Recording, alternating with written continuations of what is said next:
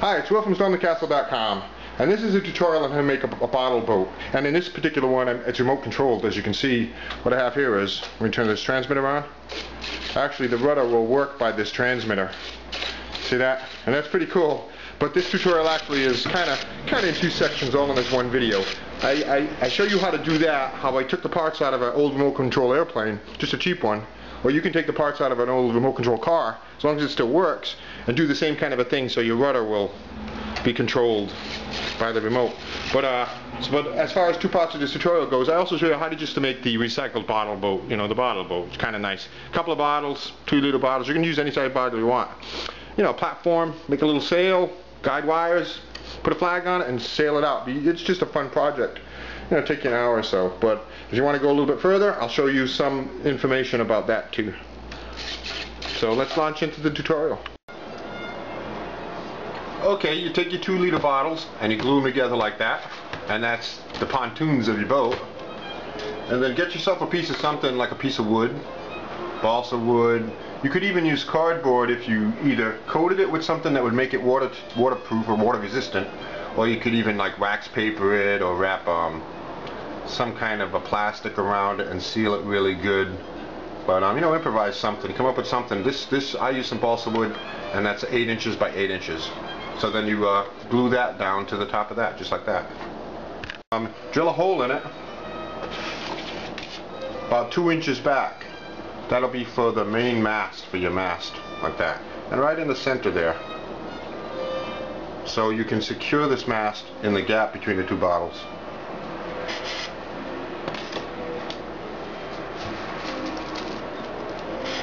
Then we'll take a look there. So see, I've made that mast. I've made that actual sail. And I'll be securing it in place. Okay, to make the sail, you just need 3 pieces of dowel or some thin rod, or you can even use the controller for like a mini blinds or something, even or antennas or anything like that. Look around, see if you can get something. I'm just using some thin dowels here. But you need 3 pieces. 1 piece 14 inches, 2 pieces 8 inches, and secure one that's 4 inches at the 4-inch point up, and then another one at the 12-inch point up. And then you secure those by gluing them, wrapping them, tying them with string or wire or anyway. Get them nice and tight, get them nice. I actually drilled holes through them with this very small bit, so I could run the wires right through them and bind them up really tight. But try to get them bound up really tight. And then now all we have to do is put the sail on it, and you can do it any number of ways. You can use a piece of cloth, or you can use a bag. You can use a single piece of plastic, and just secure it to the 4 corners like that. And I'll show you the piece of I just put a bag over it and tied it down, just to make it easy. Get yourself one of those small plastic bags that you get at the store, and you know, poke the mast right through the middle of it, and then secure it in place with maybe a little bit of wire, a little bit of string, so it ends up looking like that. And I drilled little holes here in the ends so I could either use wire or string to attach things. So that might be a good idea if you can, drill some little holes.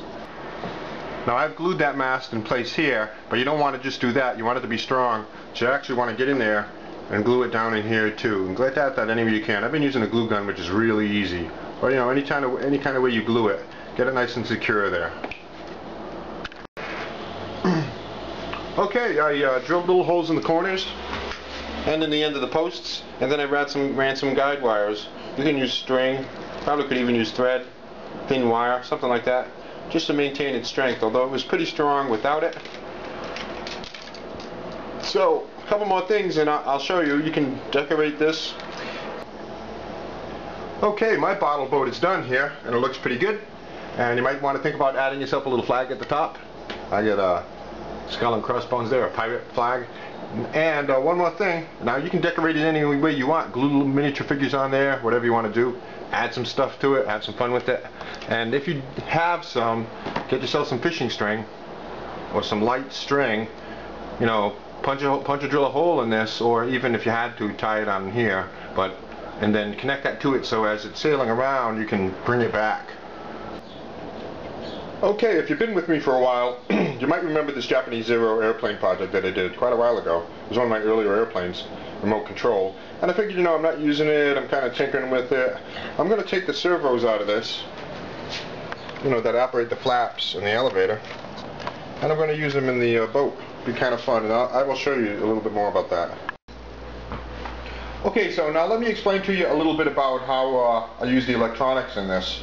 And there's really only a few components. Now when you have a remote controlled object, inside that object, like that car or that plane, there's going to be a little receiver, and here's the receiver right here, and this is the antenna that comes out of it. So when you work the transmitter, the signal is picked up by the receiver, and then it will turn on and off the various objects by your handheld controller.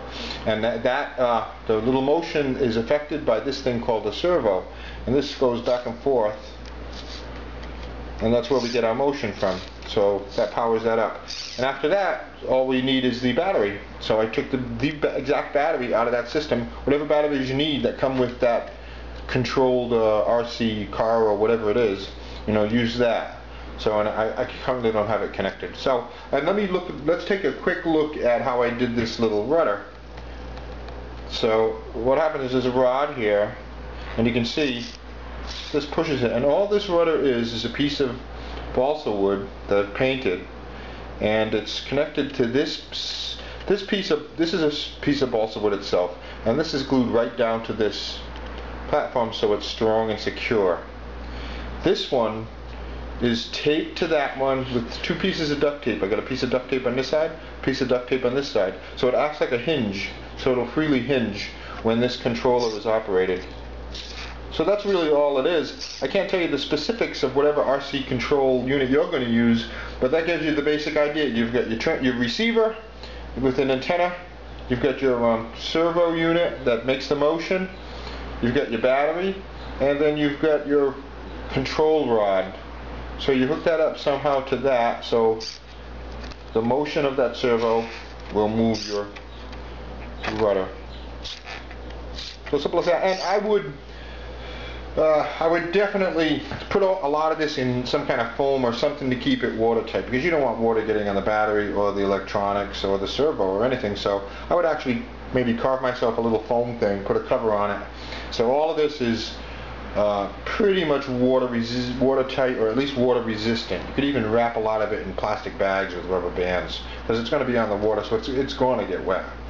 So that's it. That's the bottle boat project. I get lots more stuff on my website at www.stormthecastle.com.